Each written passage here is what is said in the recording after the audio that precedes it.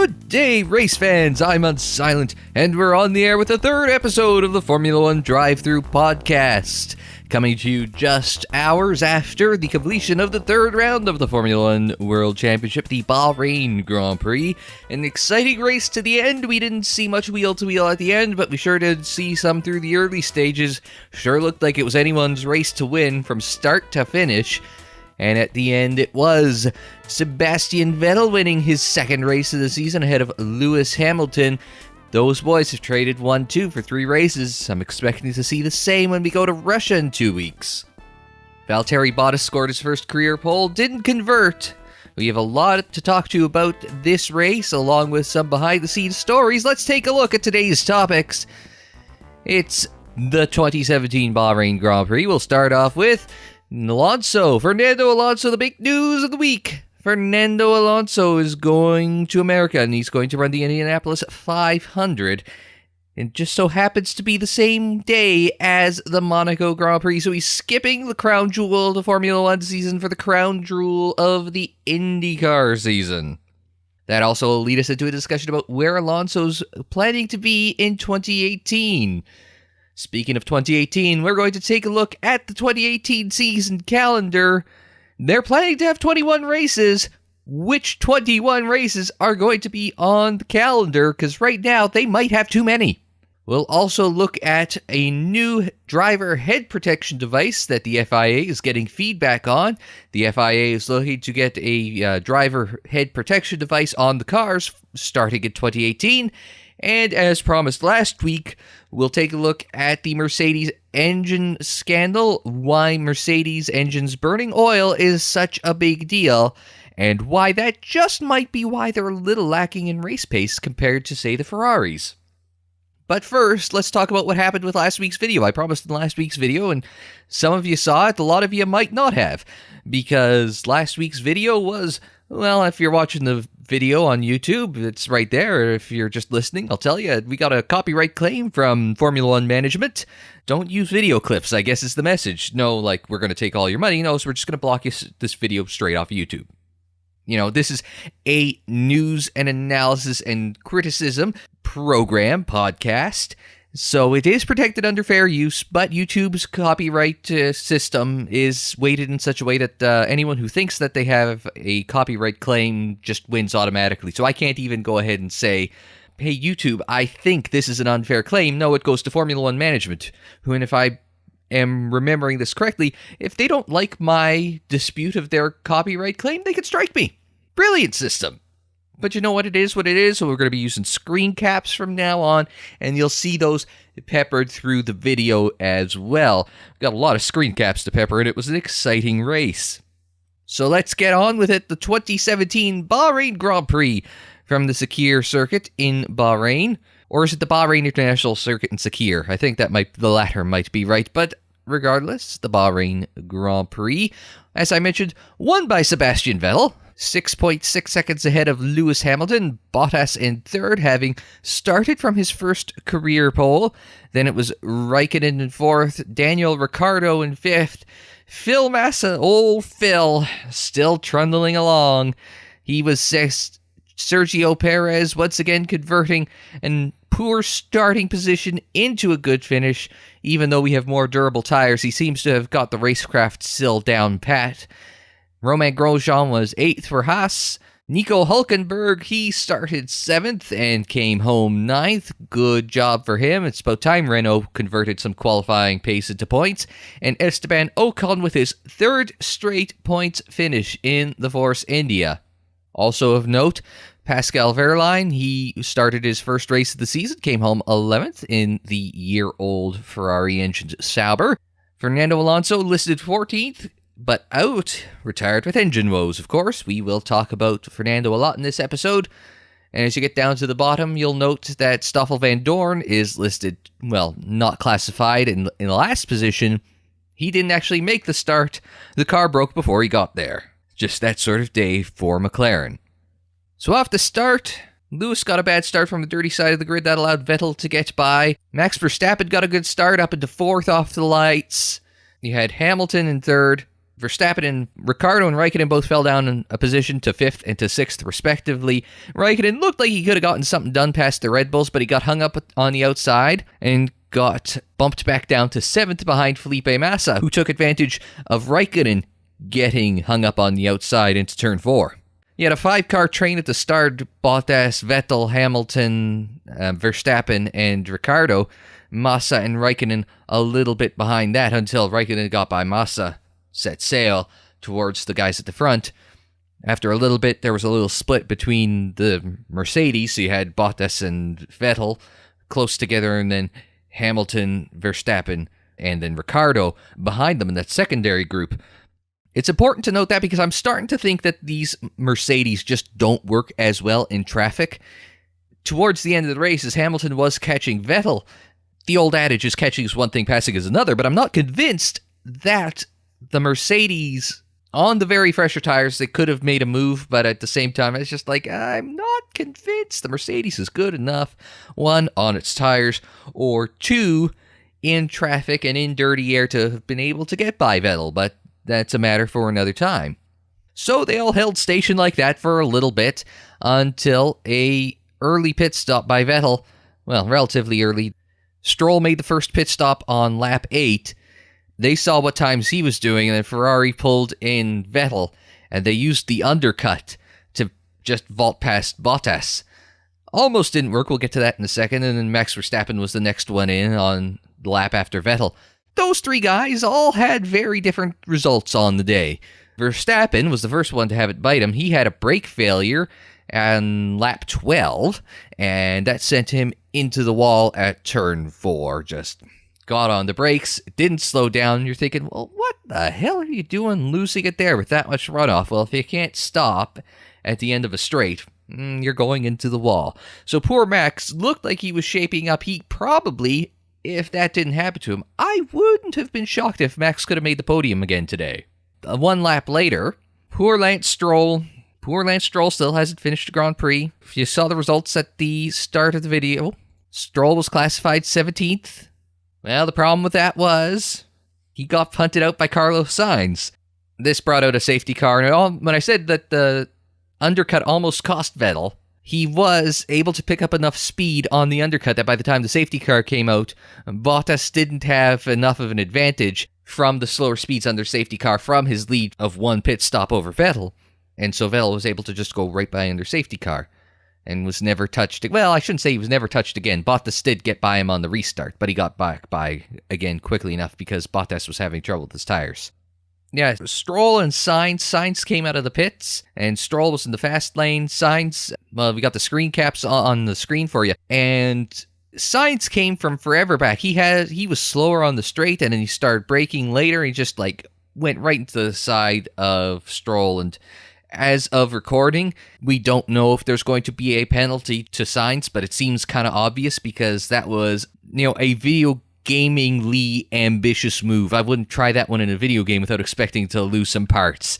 So I think Sainz is clearly in the wrong on that one, so I don't think he's getting away from that one, but he destroyed not 1 but 2 days and the side pod of Stroll's car as a result. That brought out the safety car, that bunched the field up. And we saw a little trouble for Vettel on the restart with Bottas. A fight there. It wasn't long, but Vettel got back by him. The big news out of that safety car was the Mercedes double stacking in the pits. They had a little problem with Bottas. Bottas came in first. He was the leader, obviously, so he came in, got his tires changed, then they stacked in Lewis. But to minimize the impact of the double stack, Lewis backed up Ricciardo ever so slightly, and you could tell he was backing him up. But that is a no-no. You're not allowed to slow down. I mean, there was not a 3-second gap between Bottas and Hamilton before the safety car, but magically after the safety car, by the time they get to the pits, there's a 3 and a bit second gap, just enough for Lewis to be held up just a little bit coming in, mostly facilitated by the fact that Ricciardo was allowed to go by into his pit stall for his stop. So that slowed the end of Bottas' stop and his release, which delayed the start of Lewis's pit stop, which dropped him behind Ricciardo when they actually got out of the pits. So Lewis got a 5-second penalty for impeding Ricciardo and slowing down the field in the pit entry, it said. And it's come on, don't let them slow them down at all. I mean, team orders and all that. But I mean, if you're wanting to, eliminate that sort of stuff, then you can't just enforce it on pit in, you gotta enforce it the whole way around.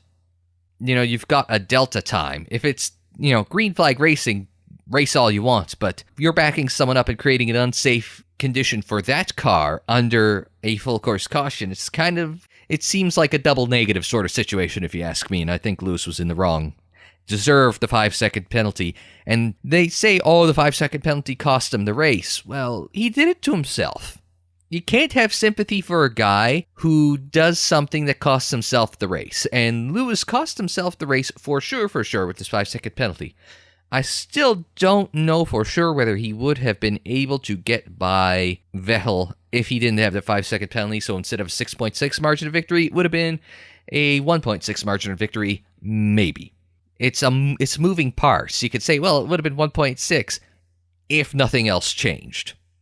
But that was the story of the last stint of the race, was Lewis coming in, getting a fresh set of softs late, and using that to charge his way back through the field, over a second a lap faster than Vettel on his worn softs. Fresh rubber, even though the tires don't degrade as much or as badly as they did last season, fresh rubber is still worth a hell of a lot in Formula One. So now you're starting to see it settle into where in Australia, one stop was the way to go. Now you're starting to settle in and see, we still need to have 2 stops. And it's worth mentioning, Raikkonen did not have the greatest day, just kept getting stuck behind people, but a late switch to the softs gave him fresh rubber to get by Massa, to get by Ricciardo, and up into 4th. And with a couple more laps, he would have gotten by Bottas as well. You go down the field, everybody sort of had a quiet day from there on back. There's a lot of dicing in the back there. Once you get from 11th on down, that's where all the fun was for most of the race, other than Hamilton chasing Vettel. The dicing between Wehrlein, Kvyat, Palmer, Alonso, Ericsson, those 5 had fun out there and certainly did a good job of entertaining the crowd, at least until Fernando's engine decided to give up on him. It's interesting looking at they show the sector time splits at the bottom. It's like, okay, he was this much faster in the first sector, this much faster in the second sector, this much faster in the third sector. And I'm looking on the F1.com right now. Oh, there it is. Pop up the F1.com track map on there for you just now. The Mercedes was so much faster in the first sector. Well, why? Because the first sector is the 2 long straights. So, of course the Mercedes is going to have it. Still has a huge power advantage over the field. The gap came down considerably in the second sector, and it was a little bit bigger in the third, but that first sector was where Mercedes was making up and Lewis was making up all the time on Vettel, because that's where they have the advantages in the engines. As good as the Ferrari engine might be this season, relatively speaking, that Mercedes is still very quick in a straight line. All right, so that's the race recap done. Let's go to the point standings. Sebastian Vettel, 7 points ahead of Hamilton. 2 firsts and a second to Lewis's, 1 first and 2 seconds. Valtteri Bottas with his podiums, he's up into third. Kimi's in fourth. And Max Verstappen's, despite not scoring points, he is fifth, followed by his teammate Ricciardo. Then you go on down, it's Massa, Perez, Sainz, and Grosjean. Of course, Sainz is not only going to have driver standings points, I'd imagine he's probably going to have driver's license points as well. As I am recording, F1's Twitter feed just posted that Sainz is getting a 3-place grid penalty for Russia as a result of being put predominantly to blame for his crash with Lance Stroll. I assume there's also going to be driver demerit points to go along with that. All right, let's move on to the big news of the week. Yeah, there's a Grand Prix, who cares? We got actual real news this week. Fernando Alonso is going to Indianapolis. He is skipping the Monaco Grand Prix, and he is going to run the Indianapolis 500. 1/3 of the racing Triple Crown of races. That would be Monaco, Indianapolis, and Le Mans. Fernando will be running the number 29 Andretti Autosport McLaren Honda at the 500. This obviously comes in partnership with Honda. The story goes that Fernando and McLaren boss Zach Brown were talking, just shooting the shit, and he's like, I'd really like to do Indianapolis someday. And it's like, Zach kind of took it to heart, and he called up IndyCar CEO Mark Miles, and between Zach and Mark and the Honda folks, they were all able to get it together where now Fernando's going to be driving the number 29 Andretti car. It's functionally Andretti car, but it'll be with assistance from McLaren, and I assume McLaren sponsors and some McLaren livery as well. Miles actually ran point. The good thing about the boss of IndyCar, is Mark Miles is doing things to help IndyCar, and he's doing things for the betterment of the series. And one of the things he did was he called up Stefan Wilson, who had the fast track to get one of the Andretti cars.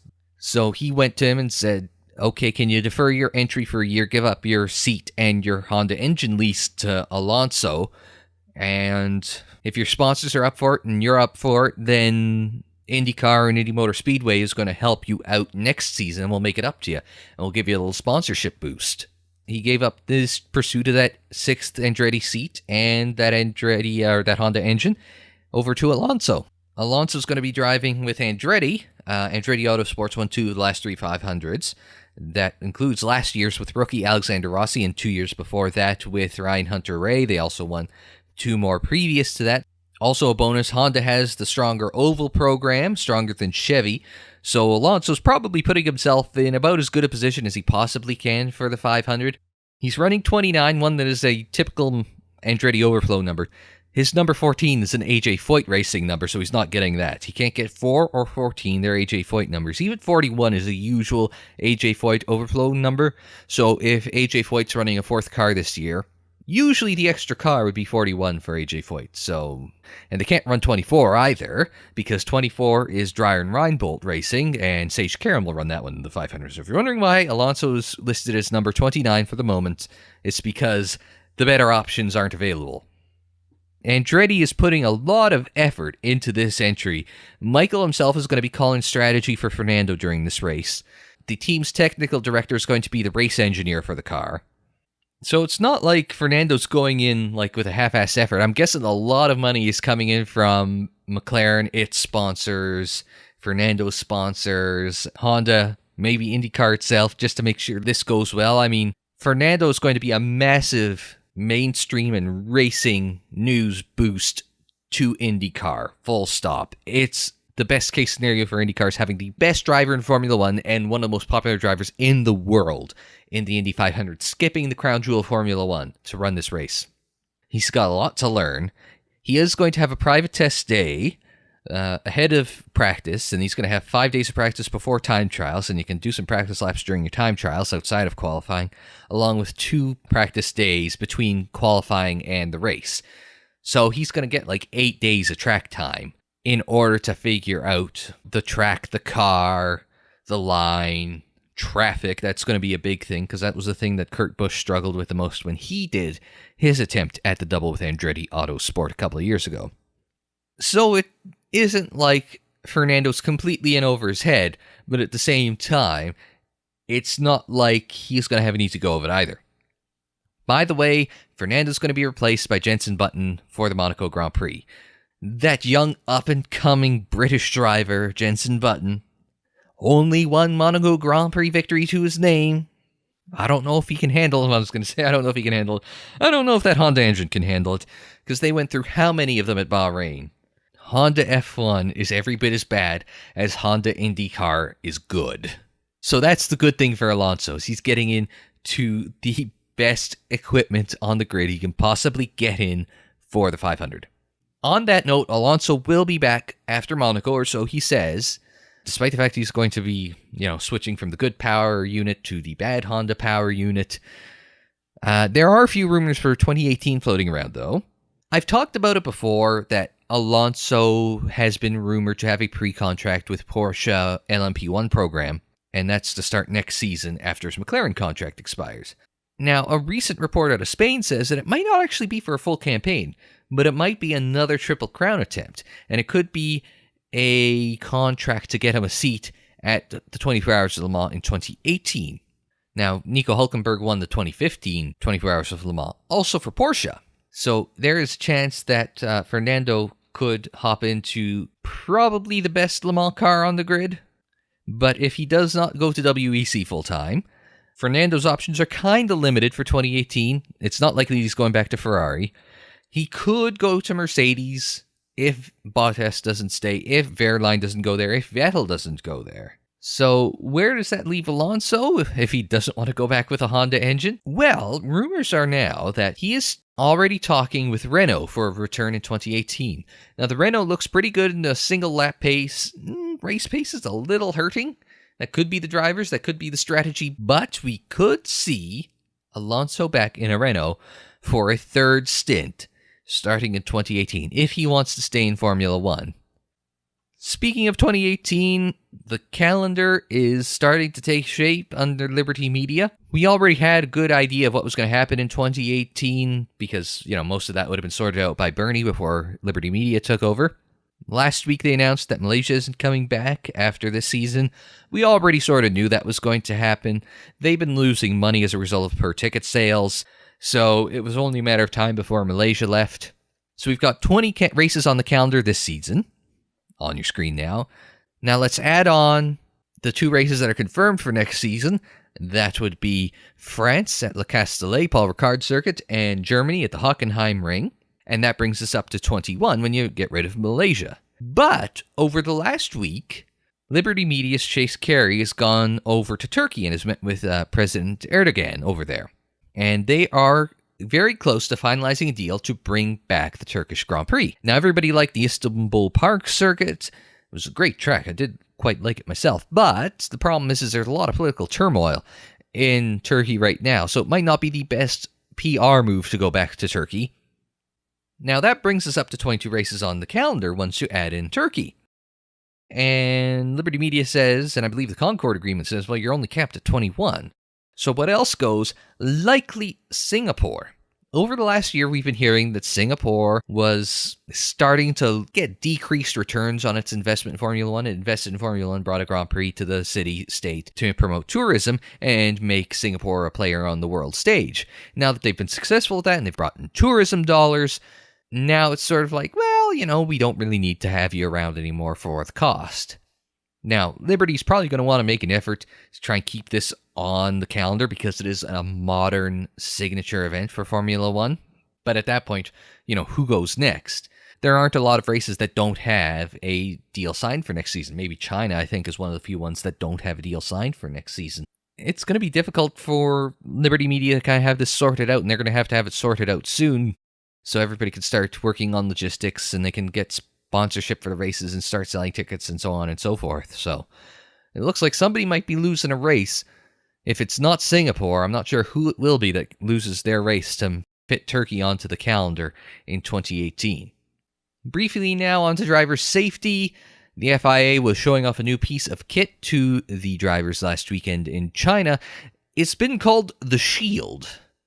Not Marvel or WWE Shield, but the Shield, the Cockpit Shield. And on screen here is Giorgio Piola's technical drawing from motorsport.com. Credit to them for this image.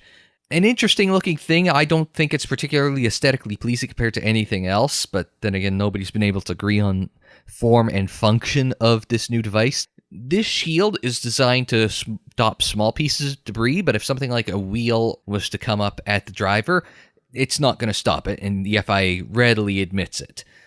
So it's a compromised safety device that's more there for protecting from small pieces of debris and has some aesthetic to it. It doesn't compromise the driver's ability to get in and out of the cockpit, which is a plus over the Halo and the Red Bull Aero screen, but it also can't deflect large pieces of debris like the Halo and the Aero screen. The Aero screen in a better form might be the best way to go, because if it is able to deflect large pieces of debris and small pieces of debris, and you can see out of it, it would be the best of all three, but drivers aren't a big fan of the Shield.